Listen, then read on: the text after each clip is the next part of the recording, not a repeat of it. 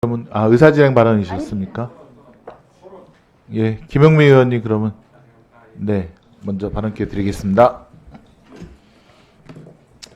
네, 오늘 토론을 하다 보니까 참 별별 얘기가 나오는 것 같습니다.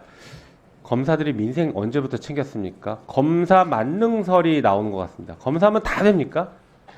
정책도 되고 뭐 경제도 하고 민생도 챙기고 뭐 다 하는 것 같습니다. 범죄 예방도 하고요. 도대체 검사가 못하는 게 뭐 있습니까? 아예 그냥 전 국민을 검사를 만들지 그러세요, 그러면. 게다가 김건희 여사를 소환 조사했다고요? 이렇게 뻔뻔한 거짓말이 어디 있습니까? 김건희 여사에게 소환 당해서 핸드폰까지 반납하고 조사 받고 왔는지 조사하고 왔는지 알 수도 없는 그런 행태를 저질러 놓고 김건희 여사를 소환 조사했다고요? 참 이거 진짜 어디까지 저희가 이런 토론이 진행되는 게 맞는지 의구심이 들 정도입니다. 자, 봅시다. 지금 우리 여당 의원님들이 왜 저렇게 검사들을 옹호할까? 그리고 정권은 왜 이렇게 검사들을 어떻게든 봐주려고 할까? 뭐 여러 가지 이유가 있겠죠. 그런데 보니까 지금 정부와 여당의 핵심 관계자들이 다 수사받고 있습니다. 그러니 검사를 지금 옹호할 수밖에 없죠. 대통령 여러 가지 범죄 혐의가 너무 많아요. 너무 많은 범죄 혐의로 수사받아야 되죠. 그리고 김건희 여사 정말 상설특검 김건희 여사 특검법 만들다 제가 범죄 혐의 2장 쓰고서 포기했습니다. 쓰고 있는데 범죄 혐의가 계속 나와요. 무슨 의혹들이 이렇게 계속 나옵니까? 명태균 씨가 도대체 뭘 했습니까? 한동훈 대표 뭐 당원 게시판 뭐 여러 가지 얘기 나오고 있죠. 추경호 원내대표 오늘 또 엄청난 의혹 터졌더군요. 김상훈 정책위 의장 어제 또 무슨 청탁하다가 걸렸죠.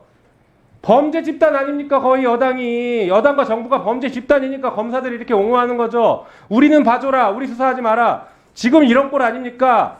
이 법사위에서 지금 우리가 이런 거 지금 검사들 옹호하는 거 듣고 있어야 되겠습니까? 또 더 웃긴 게 있습니다. 지금 이런 것들을 보니까 검사들이 정치 검사들이 아주 등용의 기회로 삼고 있는 것 같습니다.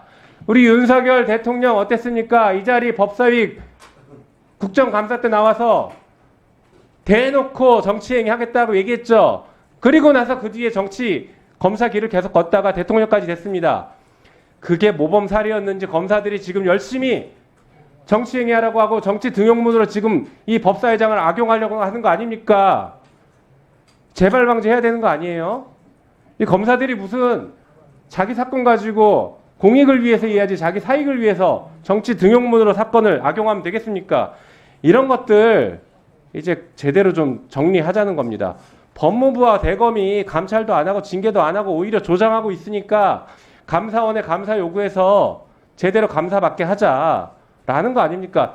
적어도 공직자가 행정부 공무원이 이렇게 정치적인 행위를 하고 집단 행위를 하면 그것에 대해서 문제 제기하고 나무래야지. 국회가 그 정도 나무라고 경고를 해야죠.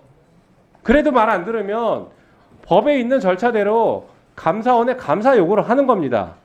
그리고 감사원은 거기에 대해서 감사해야죠. 문제가 있으면 3개월 이내에 국회에 보고하고요. 이런 절차를 거치자는 것인데 왜 이것까지 안 된다고 하는지 정 이해가 안 됩니다. 그러니까 자꾸 그런 정치적인 오해를 받는 겁니다. 검사들 이렇게 편드는 거에 대해서 정치적인 오해를 받고 계신 거예요.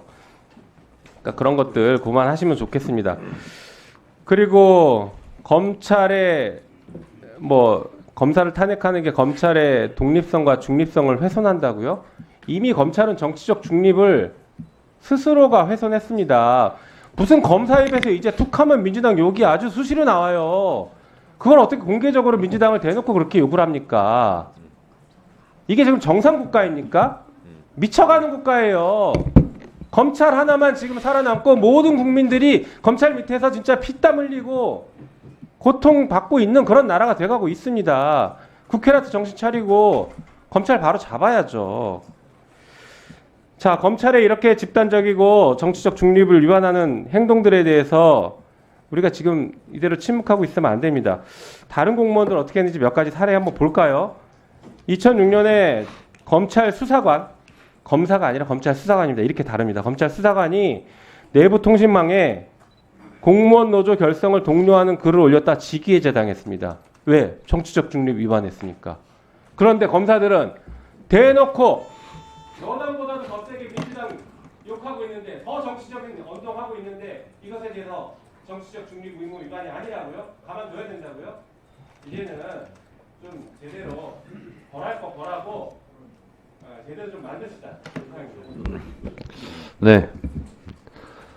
저희가 법사위에서 최혜병 관련된 청문회와 국정감사에서도 많은 우리 법사위원들께서 수사 중인 사안이다라고 하셨었는데요.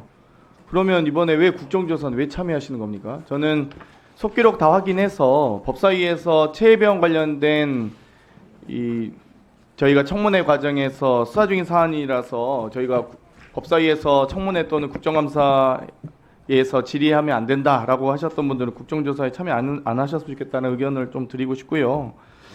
뭐 이번에 돈봉투 관련된 좀 민주당 돈봉투 얘기도 좀 하시던데 돈봉투 얘기 맞습니다. 그 뭐 통화 녹취가 수사의 시작이었죠. 그러면 이번에 추경호 원내대표 20억 통화 녹취 공개됐는데 왜 여기에 대해서 수사 안 합니까?